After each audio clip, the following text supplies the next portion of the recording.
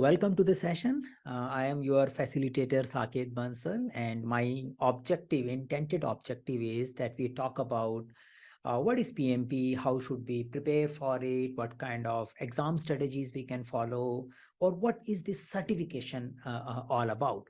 A major focus is that I'm assuming there are participants who are curious, interested in doing PMP certification, but maybe having some doubts, confusion related to it. And in the session like this, we can clarify those doubts. I am thinking of going through an agenda like this, where we will talk about little bit about uh, what is PMP, why should someone consider doing PMP, what kind of branding or a communication comes when someone says that I am PMP certified. So what is a PMP overall demonstration? Then we focus on PMP exam content outline. I directly go to the PMI website and show you how this whole exam content is designed.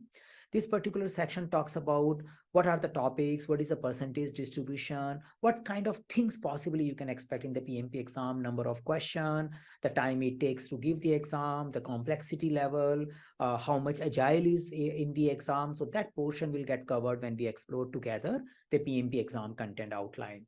After that, in case some of you may be interested in knowing how we help people to get PMP certified, so I can give an introduction of our program, iZenBridge PMP program, where we tell that what kind of study material or overall support system we have created to make the PMP easy and a little a rewarding journey, not for the certification purpose, but also learning as a project management with the help of our comprehensive content coverage. So that's the final section of our presentation. This is what I am thinking. Now, before I go forward, if anyone has a specific thing related to the PMP certification, which probably can help all of us in focusing on specific areas, please let us know. Yeah, any specific query you want me to address during this particular session. Okay, so in the absence of it, I will assume that this agenda will cover our decent coverage related to something which we wanted to achieve in the session. In case you have a challenge in speaking, you can also chat. So I'm putting a chat like this, so you can put your message in a chat as well. That will also reach me at with a delay of little bit. So you can put your query either by speaking it up or put into the chat interface. Yeah. Okay, so after this pause, I get started and you can keep continuing and putting your messages in the chat area. So let's start with what is PMP certification and what are the benefits of it. Now, PMI keep putting a lot of research showing that PMP certification is a rewarding journey for project managers. They keep showing us based on their surveys that how people end up earning more if they have a PMP certification. They tell that we compared the people who were doing similar job for a same duration, means experience and other profiles were similar, but they find that there are 16% more salary people usually get who were PMP certified. Then below graph also represent the PMI's representation that it is just not a salary at a given point in time, but over a period of time after doing PMP certification, like 1 year, 1 to 5 year, 5 to 10 year, the growth in the salary is also far more than compared to non-certified people. Now, I can also interpret that usually people who are more focused on their professional growth, they end up doing PMP certificate. And since they are doing PMP certificate, they will definitely get more value in their future in the form of salaries and all. Now, incidentally, they were also PMP certified. So both the trend may converge. And in general, I can say that usually people who are doing PMP certification are pretty much committed to their professional and career growth, and they have a learning attitude. And because of their learning attitude and a PMP certification as a credential, I think both plays a role in order to achieve better success in their salary or a job in the PMI survey. So that's a initial probably a reason of doing the PMP certification. Now somebody will say, okay, but what the PMP certification demonstrate? If I tell someone that I am a PMP certified, what is the kind of a weight behind it, or what should the other person interpret? So PMI is saying that if someone is PMP certified, we will ensure with the help of our process and test that we evaluate the skills of that person in 3 areas. we evaluate how well the person can handle team and stakeholder. So a good percentage of PMP exam focus in evaluating leadership competency when it comes to influencing stakeholder, managing conflicts, and also working with the team. So we need to effectively lead the team and the stakeholder throughout the project life cycle. It also demonstrates the people who are PMP certified have an ability to work in agile, non-agile, you can call it predictive or hybrid methods. So they can find out a right approach for a given problem rather than always attached to approach. So they may not follow agile all the time. They will follow what makes sense, but they know how to apply the right tool in a given project situation. So that's a second area which they communicate. And the third thing they are communicating as a part of PMP certification, that we are showing that people also have domain understanding. They also have a business understanding, and they can identify what can help us in achieving the business outcome. This concept is also represented by the PMI's talent triangle. They talk about 3 dimensions in which the individual should grow. And this talent triangle is not just limited to PMP certification, it goes beyond that also. After you are PMP certified, the PMI has a process of motivating you to acquire some of the learning hours. Sometimes it is called professional development unit, they call it PDUs.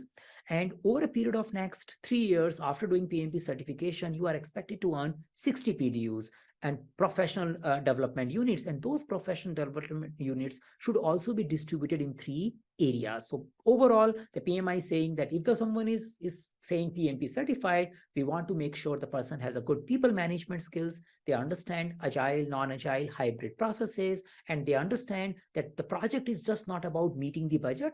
Project is also about, or more about, delivering the desired benefit. It's more about showcasing the outcome to the stakeholders. So PMI talent triangle and the PMP certificate is expected to communicate these 3 things to the people.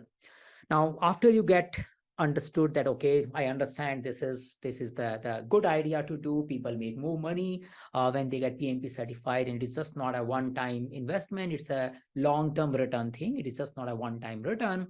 And I understand I'm focusing on people, processes, and the business areas.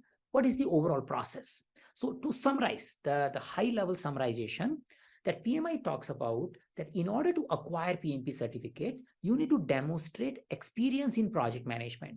So it means the PMP certificate is not designed for anyone can get into it, which means it is not teaching you project management from zero.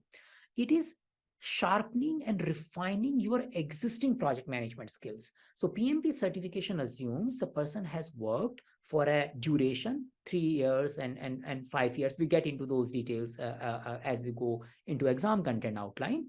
But the assumption here is the person has experience in leading the project teams. They know maybe in the agile way, non-agile way, but they know how to get projects done. That's the experience they have. On top of that experience, they get understanding of the standards and good practices of project management. So we learn what kind of tools, say user stories or work breakdown structure, which industry is using, which they present in the form of 35 hours of project management education. And after having this education, you probably end up doing some preparation. Yeah. So I need to make sure that I meet the eligibility requirement. And after that, I get ready for PMP preparation. So second step after eligibility is preparation. Usually people keep asking me how many hours of investment it will take. So my rough number, because everyone is different, they have a different background when they are starting their PMP exam preparation as well. So roughly it takes 100 to 200 hours of preparation. In extreme case, if you have less structured project management experience, you may take 200 hours of preparation. If you are well versed in the whole project management processes, you will take less time. Practically, if someone has a good project management experience, the person can go for exam just after attending the 35 contact hours training also. Yeah. Or maybe even like legally that is needed because you need to get some terminology, but that's it. We have many clients who have done their PMP certification in 2 weeks times as well. So there is a possibility because the exam is focusing on checking your competencies, not memorization. So if you can apply the project management idea to manage people, manage processes, and manage business domain, you are qualified to get PMP certification. So usually people prepare for 100 to 200 hours. They end up doing 1,000 plus practice questions so that they understand how to apply project management mindset. And then once the preparation is done, then you go for exam. It's a 180 question exam, and it is basically designed by project managers for the project managers. And most of the questions are multiple choice, situational based. There could be few drag and drop kind of questions as well. But in a simple word, we can say multiple choice with a single choice is the most prominent type of questions you will see. And you will have around 30 minutes. It's like 10 minutes less than 4 hours to complete the 180 questions. So that's a generic or a one-page summary of how do I get the PMP certification. I can go with the requirement, preparation, and then I get certified. So this is the default explanation to start with. Now I'm getting into the details of PMP exam content outline, because we want to understand the nitty-gritties of what is there in the PMP exam, what kind of competencies and skills might be needed. So we are exploring that. In case someone has a query before we get there, it's a good time to type or speak. Okay, so here I am at a PMI website. I want to follow the whole step so that you can pick up and explore yourself as well. So here you have a section called certification. You can go here and then you go for PMP area. So under certification on your PMI website, you can find PMP section. Here you can find all the details related to PMP certifications. Now we are primarily interested in exploring something called exam content outline. So if I click here, I can open up a PDF document which explains the whole content of PMP exam. So rather than me making presentation out of it, I am focusing on reading the exam content outline along with you so that we can have a clear-cut understanding of what is involved in PMP certification. So this particular document tells about PMP thing. It is saying that the exam which is updated since January 2021 is following the PMP exam content outline. This one. Now, another important factor. Many of your colleagues might have done PMP certification 3 years ago, 4 years ago, before 2021. And they might have memorized PMBOK, they might have memorized processes, they may have mastered a lot of calculation skills, and they may come and guide you and tell you, you need to do all this in order to get PMP exam. Now, it might be true for them before 2021, but it is no more true.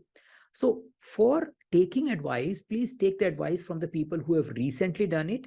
Many times people who have recently done it also have taken advice from the past, and they continue that trend where they keep preparing from PMBOK and keep memorizing the processes, but those things will not come in the exam. If someone has done exam recently, you ask specifically, okay, what kind of thing you got from your PMBOK 6 or PMBOK 7 learning in the exam. Just don't tell that you prepared using that, but what was the correlationship between that preparation and the PMP exam, and probably you will get the answer. So the PMP exam is based on something called exam content outline, which is in front of you. This exam content outline explains first the purpose of this exam content outline. So they are saying that PMI follow a ANSI standard, which is like here. And as per this standard, the institutes who are conducting some role-based exams, they need to continuously align their content with what is happening in the industry. So they call it, the role delineation study, RDS, and that should be they explore something called job task analysis. So in a simple word, periodically, PMI has a third party doing it. Yeah, you have this Apple Alpine testing solution to develop this whole thing. But overall, periodically they involve in understanding what is happening in a project management area. They understand what kind of skills and competencies are needed. And based on that, they create PMP exam content outline. Yeah. Now, they are also explaining here that there is a difference between updated exam content outline and PMI's project management body of knowledge, any version, 6 and 7. So we can say there are differences, and the people who were doing this role study, they were not limited by what is there in PMBOK. They can pick up anything which is relevant in the industry. So we can say that yes, PMBOK has a good ideas, but it does not necessarily covers all the exam content outline. That's what they are explaining. Now somebody will say, okay, then what is exam content outline? Let's get into the details. So in a summary level, they are saying that PMP exam, as we learned about talent triangle, is divided into these 3 areas, or they call it 3 domains. people, process, and business environment. And here they are also explaining that your exam will have 42% coverage for people, 50% coverage from process domain, and 8% coverage from business domain. So this is how your questions will be mapped in the final exam. Now, here they have a clear explanation also about agile and non-agile. They tell half of the examination will be representing predictive project management approach, and other half will be representing agile or hybrid approaches. Now, here it becomes little tricky. We can say, yes, the process domain is 50-50, but many times the ideas which are associated with people domain, they are difficult to differentiate between predictive and adaptive. We don't want to say that, when you follow predictive life cycle, you become directive leader. And when you are following adaptive life cycle, you become a supportive leader or consultative leader. So usually the people management practices are pretty much common, and they are more aligned to the modern way of working with people, and many times they look very agile in nature. And that's why many times people feel around 70% of the content was agile influenced. Yes, so people content and process content, 50% of the process content will have agile. And in general, they are saying 50-50, but usually if you align more as a management style of people, you can say, if I understand people section and if I understand agile, I probably will cover 70% of my PMP exam preparation. So that's a little detailing about this particular breakup from here. Now, if you go further, so this is like first three domains, people, process, and business. Now, what these domains represent? These domains are further divided into set of things which project manager is expected to do. They are saying tasks. So they are saying that based on our research, we have figured it out. The project manager should be able to handle such kind of task when it comes to people, way of working with people. Such kind of task when it comes to process area or way of working, and such kind of things when we are focusing on business part of the work. So these tasks, like for an example, manage conflict. You should be able to interpret conflict, analyze it, recommend how to resolve it. You should have ability to handle conflict. Yeah, so you can say there will be 3-4 questions which will be testing project manager's ability to handle conflicts. And if you don't perform well there, your task 1 score will be less. They do produce a detailed report after PMP exam where you can see a task-wise report as well. But on summary level, they give you reporting only at a domain levels. But both the the information is available at the end. Like you should be able to lead the team. For example, you should be able to create a better team performance. You should be able to empower team members and stakeholders. Now here they are not saying in adaptive, you should empower them, and in predictive, you don't have to empower them. So usually the people domain ideas are more aligned with servant leadership, more aligned with facilitative way of working, more aligned with the team empowerment, more aligned with mentoring and training your people so that they are more capable. So developing people, building them as a whole holistic team, aligned team, taking care of the problems team might be facing. Yes, now you will see people now. Yeah. We won't see people in this our own place. Overall, supporting the idea of negotiating the project agreement with the vendors outside and inside. So working with the collaborative way of working, collaborating with various stakeholders, ensuring the stakeholder has a common understanding about the project delivery. So such kind of things. Yeah. So it is not about a particular memorization of 20 concepts and we will come. Even if you memorize the concept, ultimately those concepts you should be able to apply. Okay, how do I engage virtual team?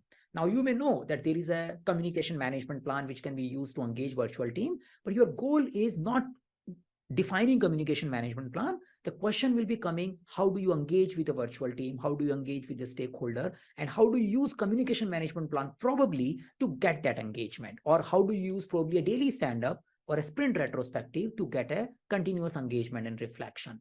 So all those things are mean, but the goal is I need to do these kind of tasks. Now, similarly, we have a 14 task in a people domain. We have a 17 such task in a process domain, which are helping us to do a process related work. Now, what is the difference between people and process? Interesting. People domain work is something as a project manager, you are talking to another human being before you get things done. So you are engaging with either team or a stakeholder and you are doing something there. You are talking to people. Process is something like you might be sitting on your work desk and creating something. You might be doing some analysis. You might be preparing a report, weekly report. You might be preparing a presentation. You might be preparing some kind of communication. So that's a process. You follow steps. Yeah, you follow a process of reporting, process of recording, process of escalating. Those all like risk identification and documenting of it is a process domain work. So usually if I'm working with my machine, I'm in a process space. If I'm working with the human beings, I'm in a people space. So that's a kind of task we can think of. So we are appreciating the PMI is saying just working with a machine is not going to give you success. You need to work with people, 42%, and that's why you are focused there. Yeah.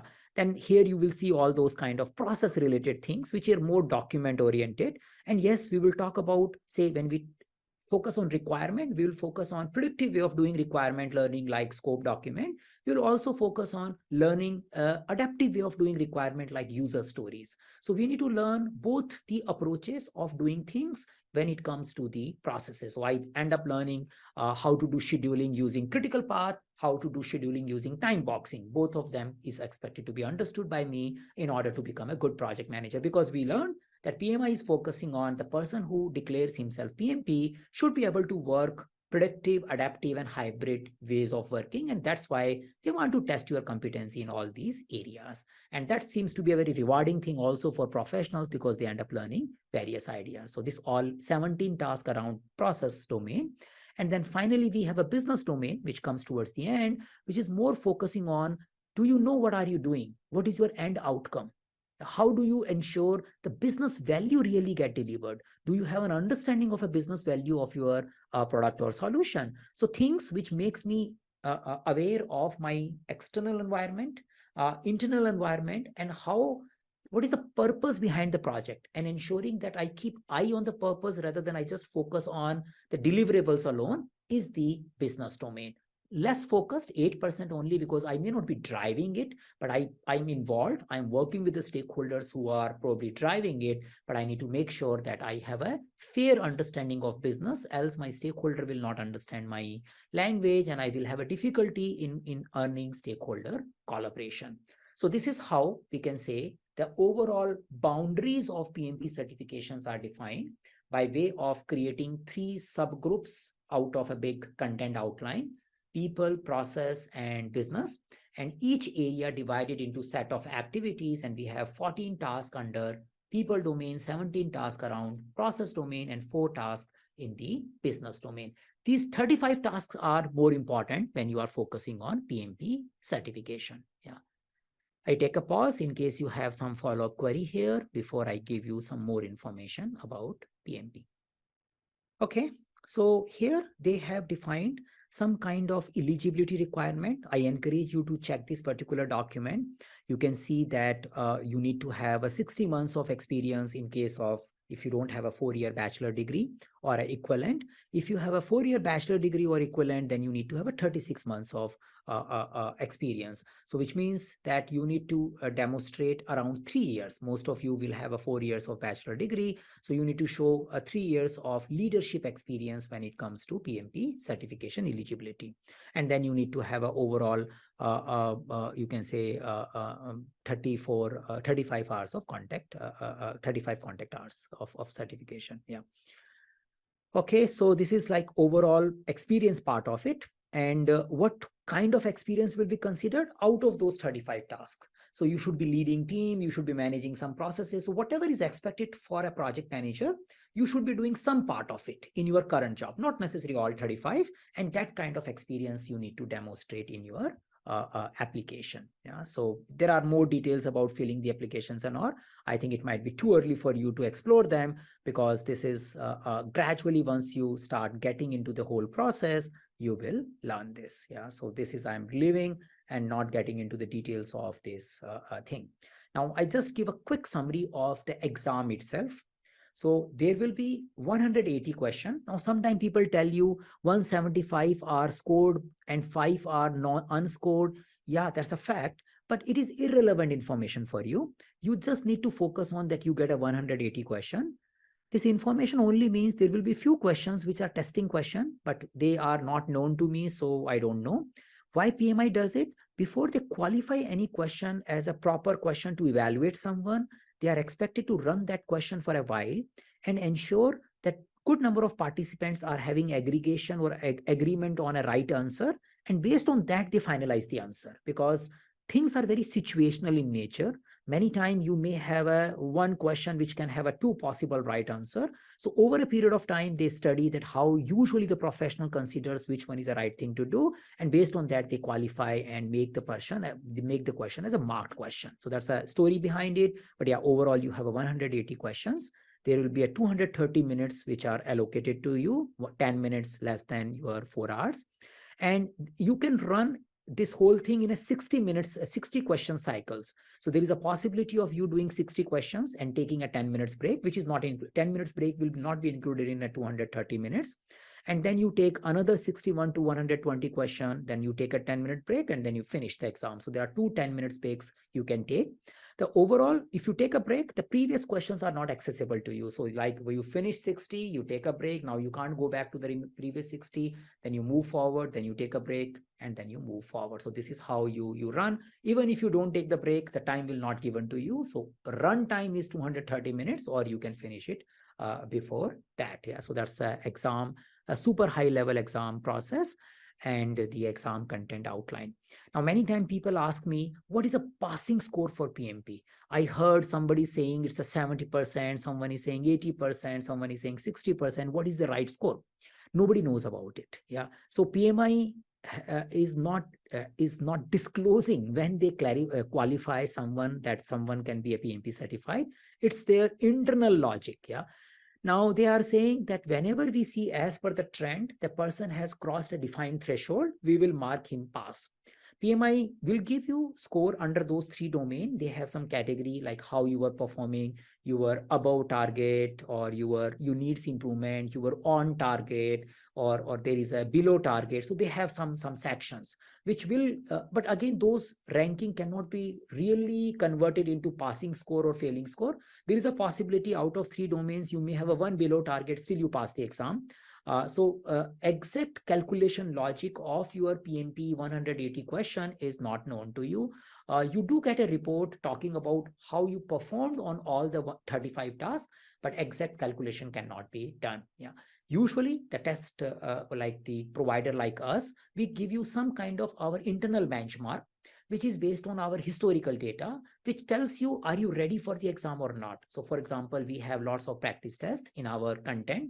And when our people start scoring around 70% in those practice tests, we know they are going to make it without any problem, because they have reached to that particular threshold. So again, the 70% cannot be taken as a benchmark. If you are taking our test, then yes, it is a historical data. But if you are taking some other one, then I don't know. Yeah, because it depends. So that the type of questions they have, the type of alignment it has with the real PMP exam, maybe you need to score more, you need to score less. But I believe whatever test is, you probably can find out what should be the benchmark before I should be feeling comfortable in giving for the final exam. So that's a little gray area for your PMP passing score. Now, other than that, I think we covered a good explanation that what is the whole idea and the whole concept of exam content outline. Any query, comment in case you have, else I move towards the final section, which is about how do we help our clients to get ready for PMP certification. Hi, Mr. Bansal. Can you hear me? Yes, I can hear you. Go ahead, please. So my name is Vikram. I have one question, because I am joining for this call from UK, and the UK most of the time the project management body something like called APM. So I would like to know, what is the relationship? I mean, if I do this PMI exam, are they considering this one, or is there any way down the line, if I need to get the APM chartered, need to get the chartered project management license? I mean, what is the process I need to follow? So I think they are little independent bodies. Maybe the core foundation of learning may remains the same, but for UK and Australia, the Prince2 and these overall their regulatory or their body of project management is not necessarily following the PMI standards. So you probably need to see what kind of jobs requirements they have and what kind of certifications are getting asked. And if you frequently see the APM or Prince2 or those kind of certificates coming in, probably you need to focus there more rather than PMP certification.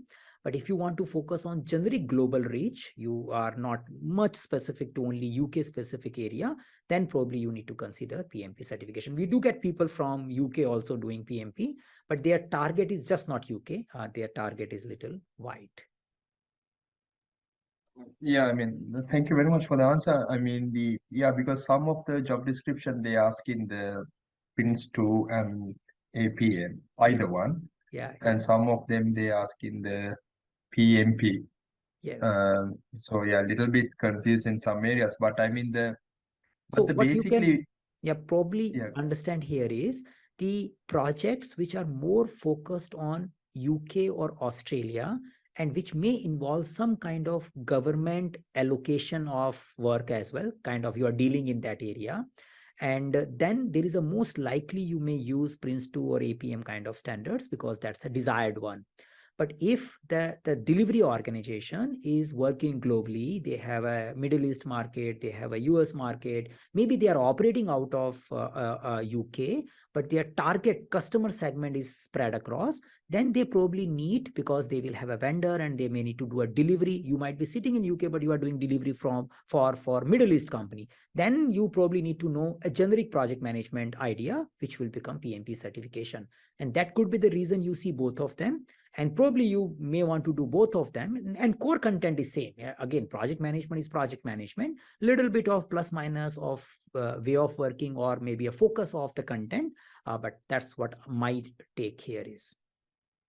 Sure. And I mean, do you guys teach in the APM something Not like yet. that on No, not we have yet? not started the Prince2 and APM because in India, especially the market, as per our reading, is little less for it because most of the organizations are US centric. So we have not looked Okay. into it. Yeah, that's the only thing. Yes. Yeah.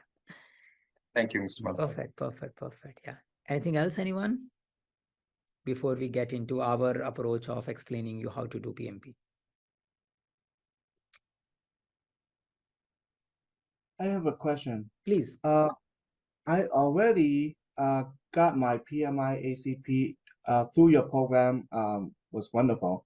Actually, completed that a few years back, and I've been looking at some of the job description. A lot of them require PMP.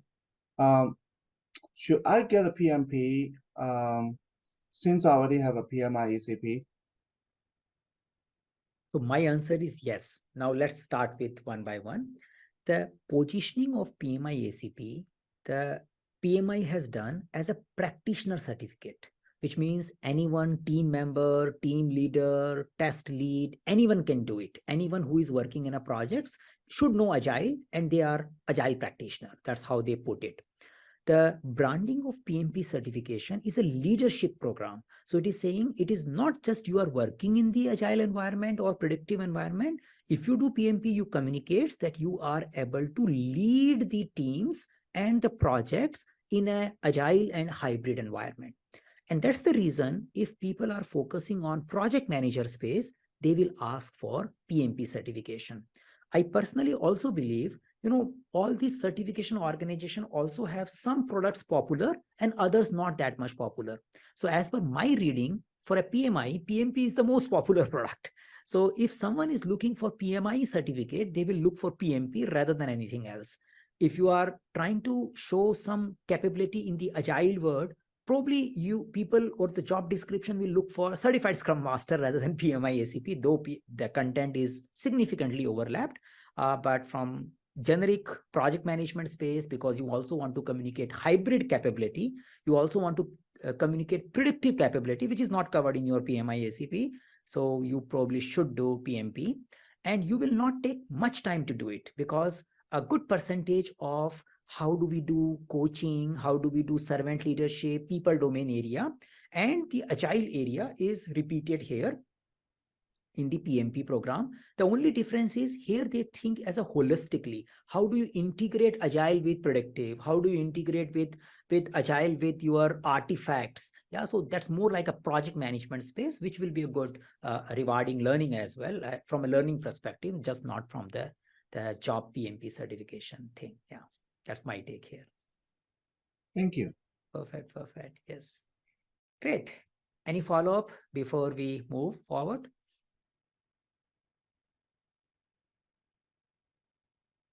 Now, many times I just add my question here.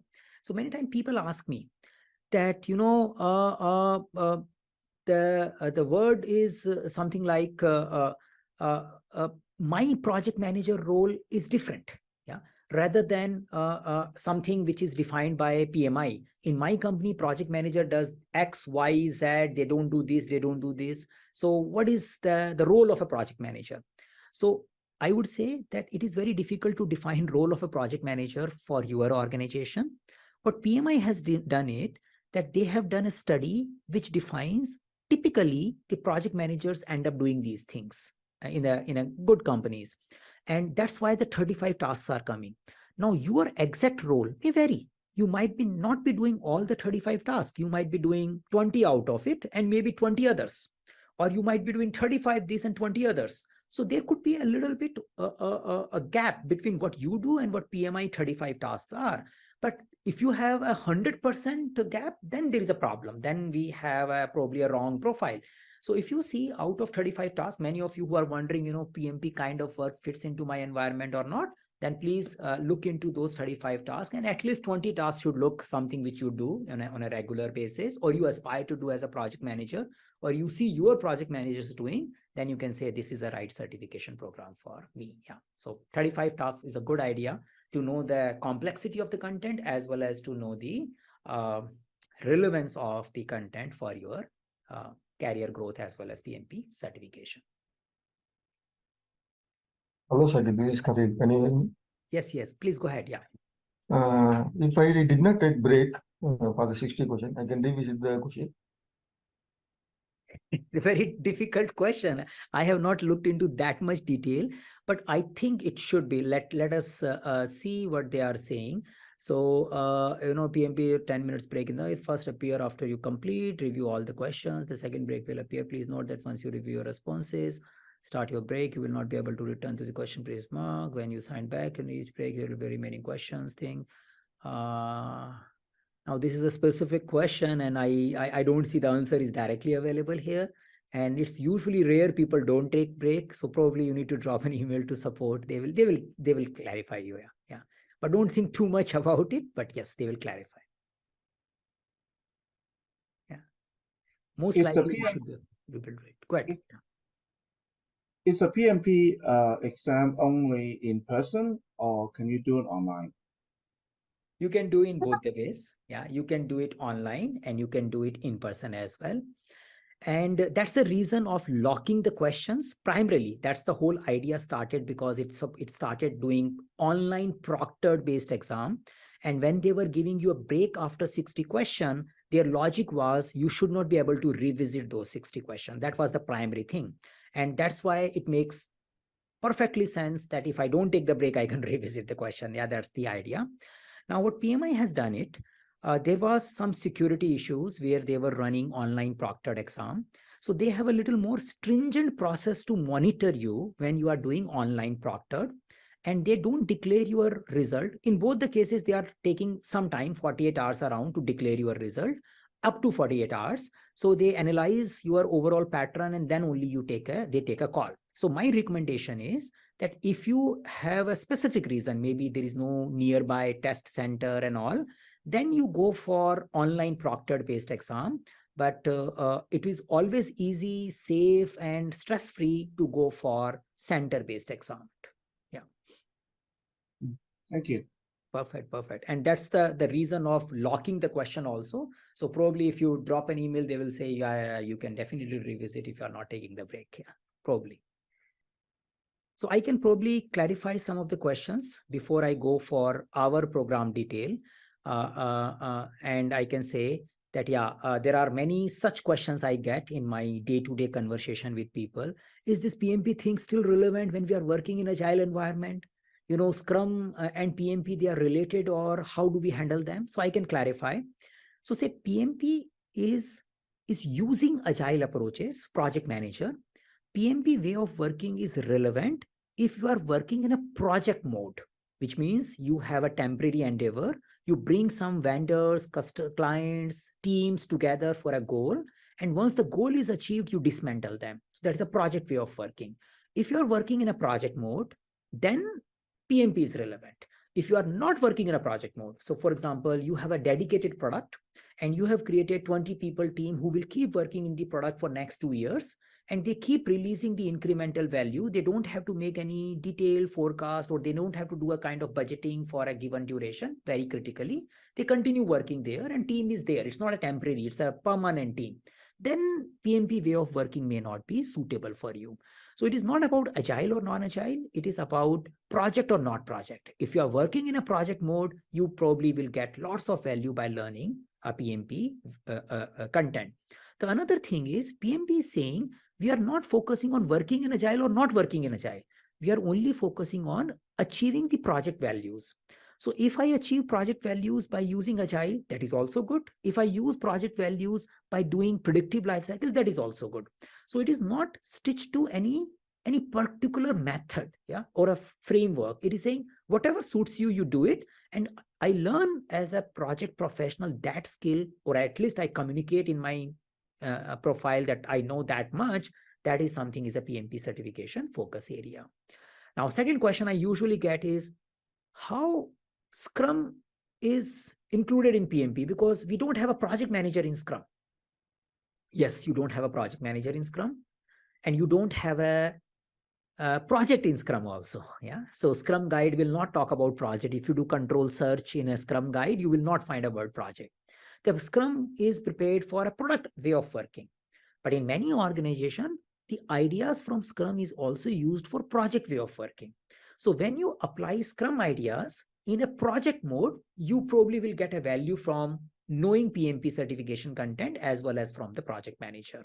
So yes, you don't prepare using Scrum guide for PMP certificate. You prepare using PMP exam content outline for your PMP certificate. So that's the another differentiator. We use Scrum, but we are not doing pure Scrum in PMP way of working, because the pure Scrum is not designed for projects. The another question comes in many classes and conversation is, do I need to memorize lots of things? Now, traditionally, the PMP was prepared using PMBOK, and PMBOK 6 especially had a lot of processes, and there was some input, tools and techniques and outputs, and people used to memorize them.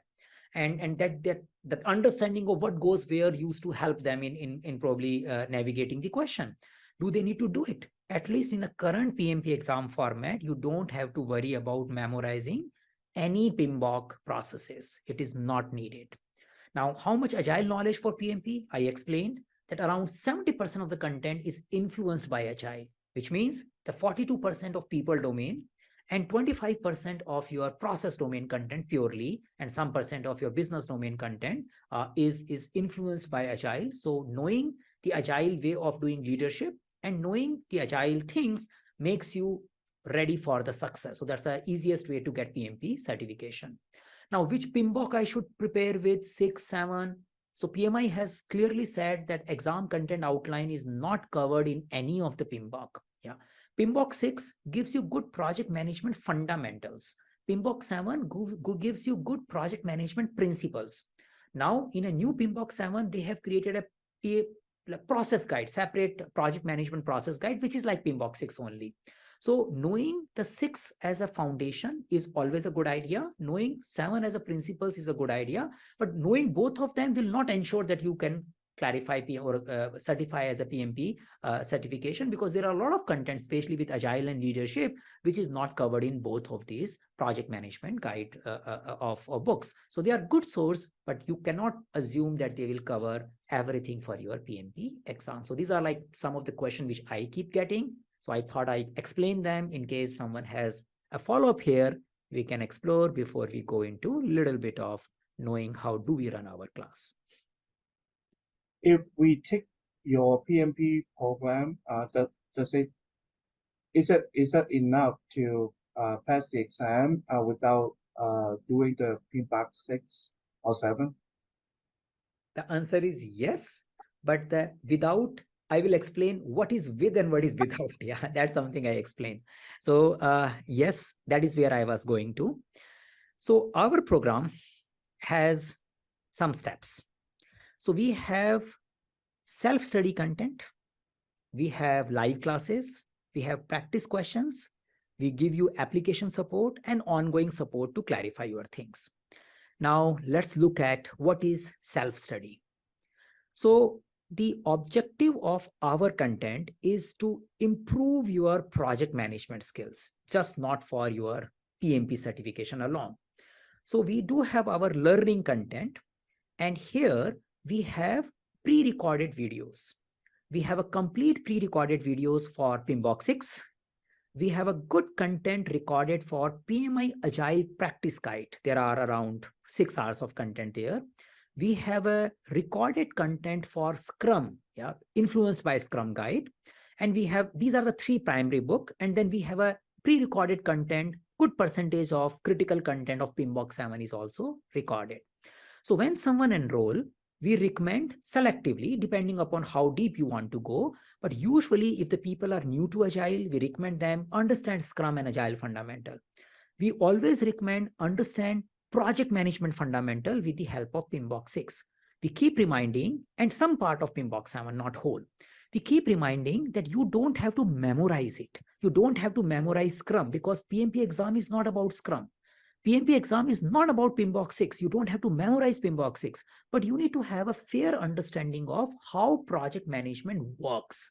So you, even if you get a 50% from this idea, from our pre-recorded content, it is great for our live class.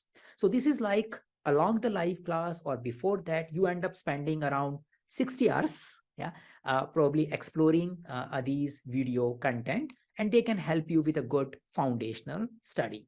Then comes the live class. In the live class, we use PMI's content. So since we are PMI's authorized education provider, PMI has created a content which covers the whole exam content outline 100%. Yeah. So which is like they tell you how to do all these tasks. But those content will not teach you the ABC of project management. So say, for example, when I am talking about scheduling, I may not talk about how to prepare a critical path, how to calculate the critical path, how to write a user story, how to use a story point estimation. I don't necessarily get into that much detail. Yeah, I just tell, these are the things important and you should understand based on your knowledge.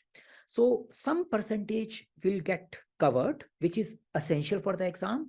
But understanding of PMBOK 6 as a foundation helps you in getting those essential concepts. So in the live classes, we cover using PMI content, the 100% coverage for exam content outline. My opinion is you should have some foundation, not memorization, some foundation of project management with the help of 6 or some part 7 and the Agile and Scrum. And then you go through the live classes content critically to get the 100% exam content outline covered. So that's the second part.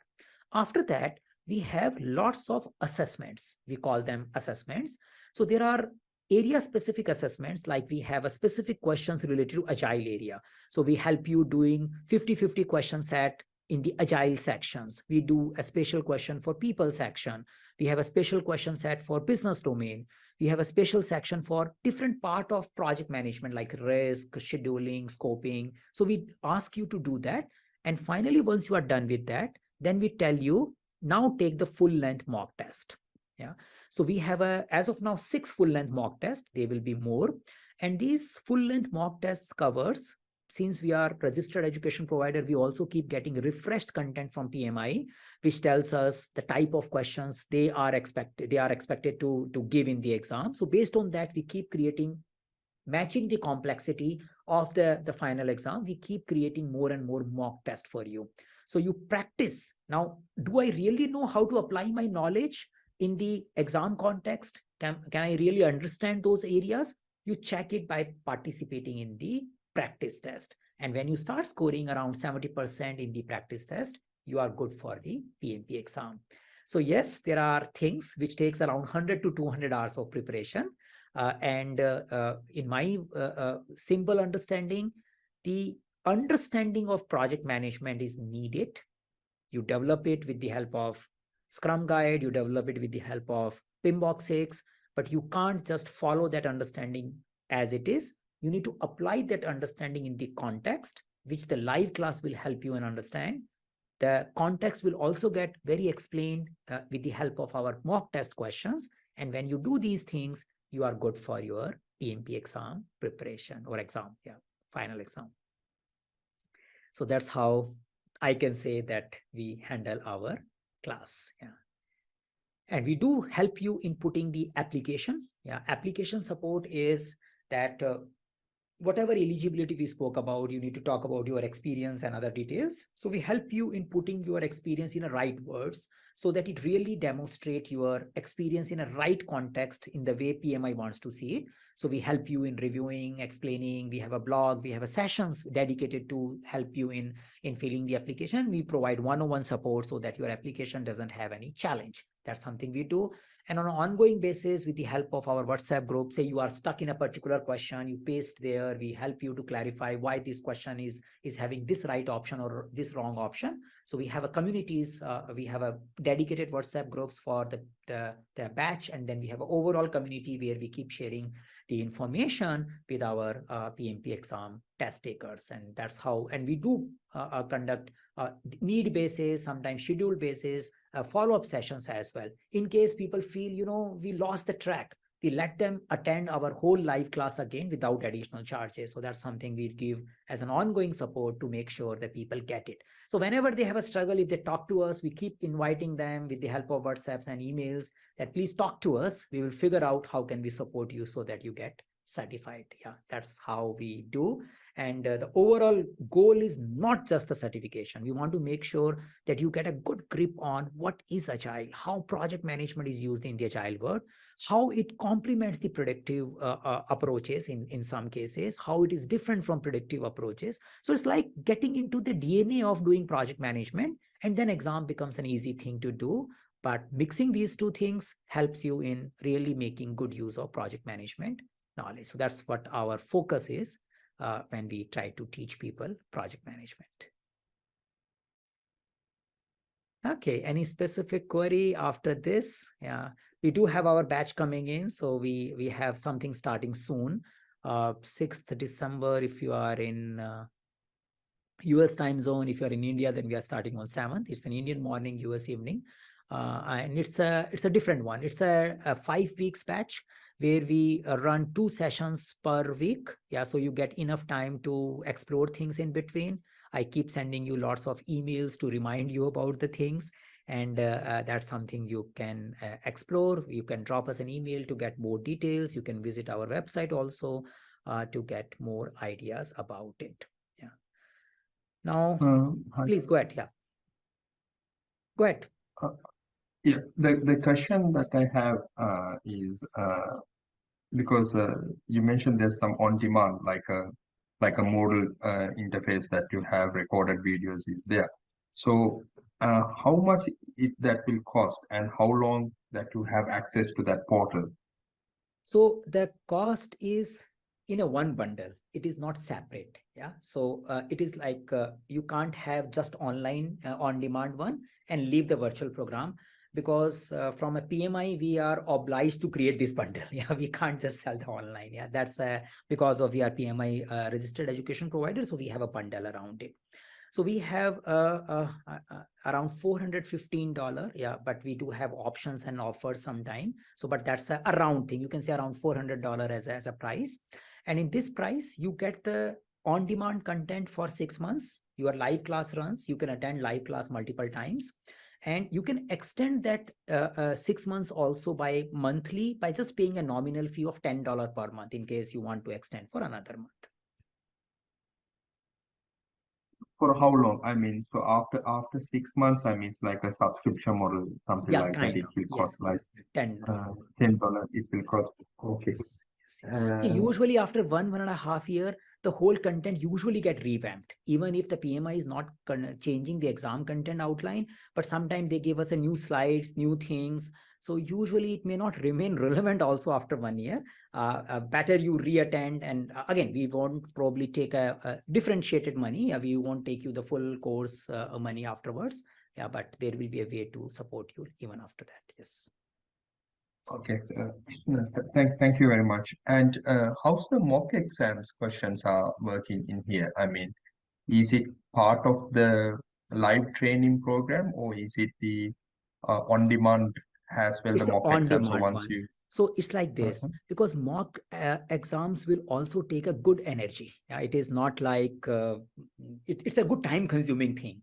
So in a live class, we usually focus on explaining you the concepts because we have a decent content. After that, you during the live classes also, which means during the live weeks. So say we are running 2 classes today, we will have a next class next week. So during this time also we guide you what kind of mocks or practice tests you can take so that you keep validating what you are learning. So we tell you, but you usually do it yourself, not in the live class sitting with me. Yeah, it's not the case. But if while doing it, if you have a challenge, we prefer resolving those challenges before coming to the class. So with a WhatsApp group or email communication, but usually with a WhatsApp group, so the others can also get it. But if something is pending, we can resolve an idea in the class as well. So that's how we run. Yeah. Once we finish our class, which means 5 weeks, 6 weeks, depending upon which batch you are enrolled to, then we give you a special path. We call it PMP roadmap, where we tell now you need to do this mock, this mock, this mock, this mock, score this much, this much, this much. And if you have any challenge, connect with us. So we give you a path and you follow the path, and that path leads to your certification. Yeah. Oh, perfect. So roughly how many mock exam questions around there? Something like, are we doing like 1,000 questions or Yeah, something more like than that? that. So we have, as I said, so in the roadmap, there will be a process. So like there are some traditional project management areas. So there are 10 traditional project management area. So we want to make sure that you finish first area-wise test. So you have 10 areas wise 50-50 question test. Then you have a agile area-wise test, which has a 350-50 question test. Then you have a people area-wise test, which you have around 250-50 question test. After doing all this, yeah, you must be done by 1,000 questions already by that time, but they are little specific. You know what you are dealing with. Then you go into the real world. We call it full length mock test. So full length mock test, we have a 6. Each mock test has a 180 questions.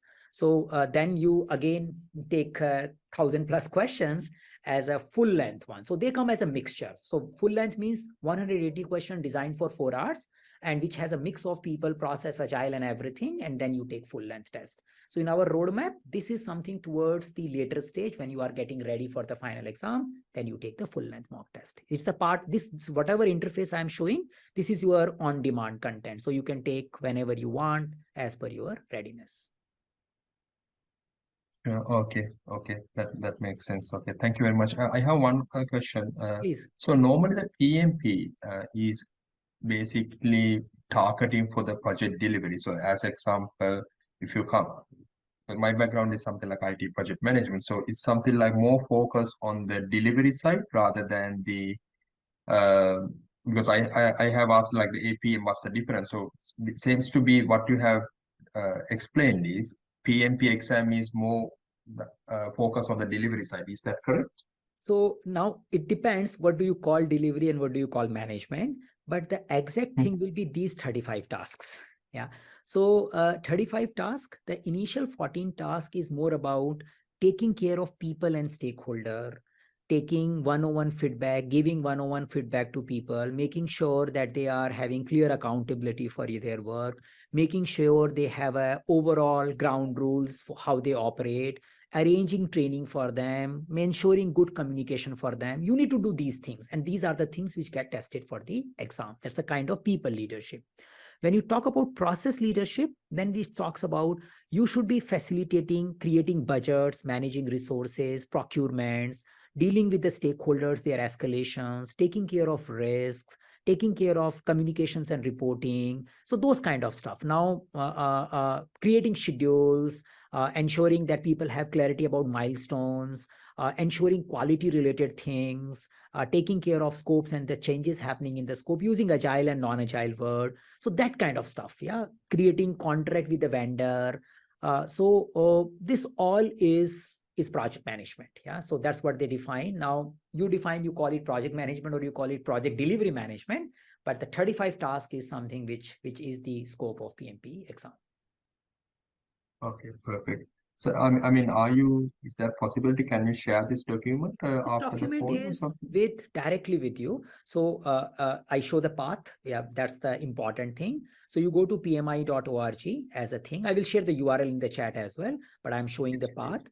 And then you go for PMP certification inside the here. You click here as a PMP certification because I want to show that I'm Yeah. taking the PMI document rather than creating something myself. And then you scroll down, Sure. scroll down, scroll down, and you can get something called PMP exam content outline. Yeah. So this is Oh, the thing. You all should do it because it will reduce a lot of confusion in your mind. There is a lot of misinformation about PMP. So I share the link also in the chat, but this is how one should navigate to it. Yeah. thank you very much. Really Perfect. appreciate for your answers. Perfect. Thanks a lot. Perfect. Yeah. Great. Anything else, anyone? Till here? I know your class covers feedback 6 and 7. Is it worth it to buy the book, or should I just follow your videos? You just follow the videos. Reason being, the PMP exam is not going to be very critical in the learning or the statement from the books. So for example, the PMBOK 6 talks about 12 principles of project management. Yeah, you are not going to get a question like which of the following is a principle of project management. You are not going to get it. Yeah, the principle tells we need to serve the stakeholders and manage the team well. So you will get a question which is testing you that your stakeholders are not happy. What do? You need to show that I am listening to them. I am not careless about their concern. That is what will get tested. So even if I remember that principle, if I don't sense that act, I am not scoring the mark. And even if I don't remember the principle, but I get the essence of it, I score the mark. So for point here is the PMBOK 6, PMBOK 7 is basically a foundational stuff. Now, what is foundational stuff? Now, PMBOK 6 especially will talk about something called risk management plan. Now, what is risk management plan? This is how you plan, how are you going to take care of risks. Now, you may have a formal plan or informal plan, but when the question tells that you are discussing with your stakeholder and you are having disagreement about how should we take care of a risk. And in the option, you can say we can agree on a risk management plan first. That understanding is needed. Risk management plan can resolve such kind of problems. So when I go through the videos and then I check myself in the content outline and the mock test, we ensure you get that. You get how to use risk management plan. You may not exactly remember what all sections it should have, in which process I create it. Those are detailed in PMBOK 6, but you don't have to memorize them. You don't have to probably remember them as well. But if you miss understanding the utility of risk management plan, then you are in a trouble. So that's the reason I tell, watch the videos at least once so that risk management plan, procurement management plan, risk register, issue log, they comes in your mind. But at the same time, they are not mandatory document. They are possibly present. Now we need to see when we will discuss in the class, we will refer those documents again, which are critical. And our practice test will also stress on those areas. Yeah. So you don't have to buy the book. You don't have to memorize anything. Just get a one feeling. So risk management plan, if the word comes, you know what it is. That's it. If you get it, you are good. Thank you. Perfect. Yeah. Good. So please. Yeah. I have a question for the another part of that. I need to ask something like so the PMP exam based on the case studies, is that right? Because it's not about the theory. So we need to know about the theory. Based on the theory, they created the scenarios. So through that scenarios, we need to answer it. Is that right? Perfect. Now, just to solve this problem further and give you very crystal sense of it, what we have done recently, we started creating questions like a mock questions in our public forum, and we started giving a video explanation for it. So as of now, there are 60 questions, and there are 60 questions in the predictive way, and there are 50 questions for the agile word. So if I total 110 questions. So if you go through these questions, you can see the style of questions you can get from in the PMP exam. And then you can also understand how to navigate them. How do we understand them? There is a video explanation for each and every question. So just to get a more crystal clear understanding, I encourage you check it out, this particular content, which is freely available, no login required. You can just go and see, there is a question, there are options, there is an analysis of it, then there is a video explanation for it. And practically speaking, if you watch all of them and if you find them familiar, you are practically ready for PMP exam. Yeah. So this is extension of our mock test. Our mock tests are anyway there for our paid customers and all, but we are doing something here to make sure that generic community will get through the confusion of what is there and what is not there with ease. So my recommendation, I shared the link in the chat again. This one is the another link. Please go through these knowledge-based tutorials and play with these questions. Yeah, no commitment. You just play with them. You get a feel and the complexity understood for the PMP exam, and also the thinking process needed for getting the right answer. Thanks for that one. So for the exam, how much it will cost? It's like something Perfect. like That's a great question. So for the exam, PMI has around $550, around $550. So let me explain little breakup there. So there is a membership for a PMI, which comes for a 1 year, which will cost you $139. With this membership, you can also get the latest version of PMBOK and other things to download in case you want to run the PDF files, and the membership is valid for 1 year. After membership, I'm talking about dollar exam. There are some regional rates also, but more or less they are in that range only. After membership, your exam will cost you $405. If you go without membership, then it costs you $555. So it always makes sense to take a membership for a which will be for a 1 year, $139, and then $405. So around $550 you need to pay for the exam. It's for the first attempt. In case someone land up into a second attempt, then $275 for the retake case, in case someone can't make it in a first attempt. But if you go through the prepared process, you probably won't face the retake challenge, but that's how the money involved for the exam. So once you pass the exam, so is that the certification valid for 3 years or just Yes. the 1 year? For 3 years. And after 3 years, you need to record some learning hours, which are easy. You can say I attended some learning event, and you need to pay some money, which is $150 as of now. So you pay $150 and you tell that I have been learning in these areas. You record some history of your learning. No exam is needed. They call it professional development unit because they want to motivate people to keep working on people skill, domain skills, and the process skills. So those 3 dimensions. So you record that, and they just have a small approval process, and they renew it for another 3 years. So every 3-year cycle, this is the process. You report your learning in the form of PDU. You pay $150 and go. Now, if you have an active membership there, then it will be $60. But I'm just talking about in case you don't have active membership at the end of a 3-year active paid membership. Because every year you need to pay $139 around dollar. If you keep the membership active, then it will be a $150 every 3 years. Okay, thank you. Yeah. So that's your ROI calculation you can do. Probably a little bit long-term expense forecast is also here. Yes. But usually from my experience in our client base, people who do PMP, they get significant benefit out of it, provided they really get in the essence of it rather than just memorizing thing. They end up making career transitions. They get a far better perspective of project management. And I think the tag also matters sometimes. Yeah. I would like to ask this question from you. I mean, based on your experience, I don't know whether you can answer. So, I mean, what I have realized, I mean, people who doing the project management generally, I have seen it's very difficult to find a job. But those who coming from some specific technology, either it can be IT or construction or whatever, or engineering background, I mean, now they will come to the project management because maybe they're not enjoying with the technical stuff, so they try to come to the project management.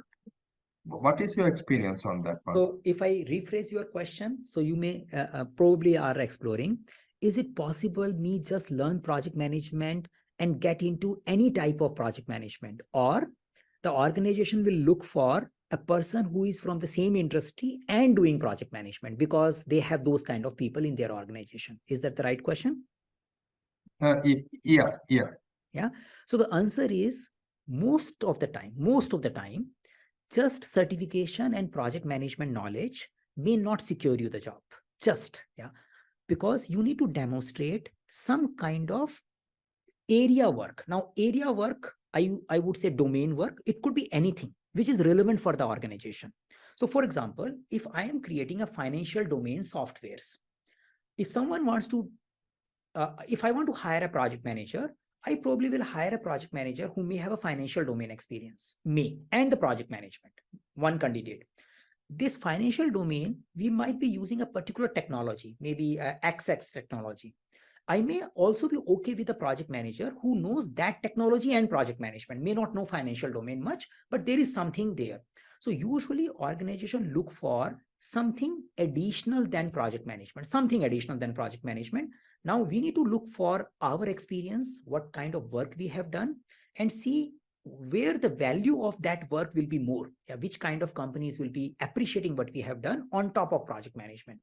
Now, yes, we can get a breakthrough sometime without having those area experience also. It depends upon availability and the way we search our jobs. But usually, again, not 100%, usually people do need some additional than just pure project management skills, to make you project manager in their organization. That makes sense. Yeah. Thank you. Perfect. Yeah. Anything else, anyone? I have a question regarding getting certified as a program manager or project manager. I have seen a lot of job description requiring being a program manager. So is it necessary to? I mean, is it good to get a program management certification rather than PMP? So PMI has a program management certificate known as PGMP. The popularity of that certificate is far less than PMP. Maybe the market segment is also little specific. Now we can start with understanding the difference between program and project first. So the idea of program management is coordinating and aligning interrelated projects to a common purpose, which is a program purpose. So you have a program level purpose, you have a program level direction, and they required extensive execution, and those execution areas has been divided into projects, and people are dealing the project management there. Now you are there to ensure alignment amongst these 3-4 projects, ensuring the business value, ensuring the dependency management, and ensuring the overall stakeholder level engagement for all the projects. That is called program management. Now, different organization has a different intervention of program management also. In some organization, program management is more a documentation and coordination work rather than a powerful work. In some organization, program managers take ownership of ensuring projects are going in the right direction. So they might be a boss of a project manager also. That's an overall thing. Now, from my understanding, even if you find people who are doing PGMP, they probably need to understand project management well, because program management is going to make multiple projects coordinate and collaborate together. So many job description, and you know far better than me, may also ask, even if they are asking for program manager, they may ask for PMP certification also inside it.